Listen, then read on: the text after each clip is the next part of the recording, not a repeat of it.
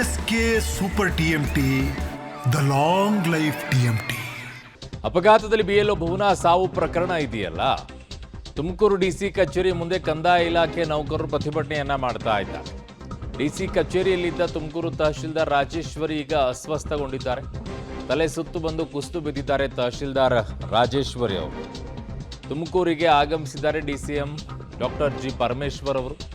ಪ್ರತಿಭಟನಾ ಸ್ಥಳಕ್ಕೆ ಭೇಟಿಯನ್ನ ಪರಮೇಶ್ವರ್ ಅವರು ನೀಡಲಿದ್ದಾರೆ.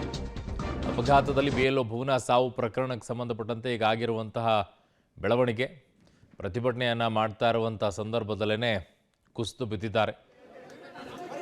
ಡಿಸಿ ಕಚೇರಿಯಲ್ಲಿ ಕಿರುಕುಳ ಆಗ್ತಾ ಇದೆ, ಒತ್ತಡಗಳು ಹೆಚ್ಚಾಗ್ತಾ ಇದೆ, ಇವೆಲ್ಲವೂ ಕೂಡ ಹೇಳ್ತಾ ಇದ್ದಾರೆ.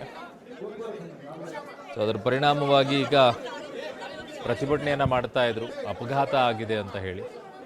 ಆಮೇಲೆ SIR ವಿಚಾರದಲ್ಲಿ ಈಗ ಇಲ್ಲಿಯವರೆಗೂ ನೀವು ಕೆಲಸ ಆಗಿದ್ರೆ ಸರ್ಕಾರಿ ನೌಕರು ಅನೇಕರು ಪ್ರಶ್ನೆ ಕೇಳ್ತಾ ಇರುವಂಥದ್ದು, ಸರ್ಕಾರಿ ನೌಕರರಿಗೆ ಒತ್ತಡಗಳು ಪ್ರೆಷರ್ಗಳೇ ಇರಲಿಲ್ವಾ? SIR ಮಾಡೋದಕ್ಕೆ ಪ್ರೆಷರ್ ಜಾಸ್ತಿ ಆಗೋಯ್ತಾ, ಒತ್ತಡ ಜಾಸ್ತಿ ಆಗೋಯ್ತಾ? ಕಿರುಕುಳ ಯಾರು ಕೊಡ್ತಾ ಇದ್ದಾರೆ, ಯಾವ ರೀತಿಯಲ್ಲಿ ಕಿರುಕುಳ ಕೊಡ್ತಾ ಇದ್ದಾರೆ? ಸೊ ಇದು ಡಿಸಿ ಕಚೇರಿಯಲ್ಲಿ ತಹಶೀಲ್ದಾರ್ ಒಬ್ಬರು ಕುಸಿದು ಬಿದ್ದಿದ್ದಾರೆ. ತುಮಕೂರು ಡಿಸಿ ಕಚೇರಿಯಲ್ಲಿ ಆಗಿರುವಂಥ ಬೆಳವಣಿಗೆ ಇದು.